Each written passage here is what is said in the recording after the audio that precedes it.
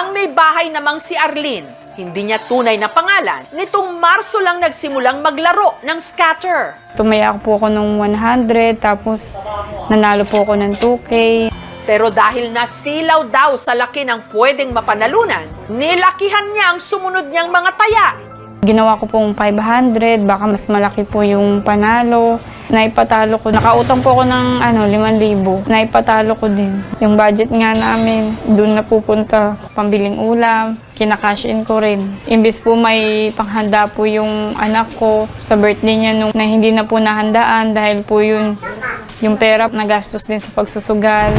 Dahil sa sunod-sunod na talo, naging mainitin daw ang kanyang ulo. Balisa po siya tapos nagagalit agad siya. Ilan sa ipinansugal niya, ipinangutang pa niya hanggang isang araw. May mga tumatawag sa akin na naniningil ng utang.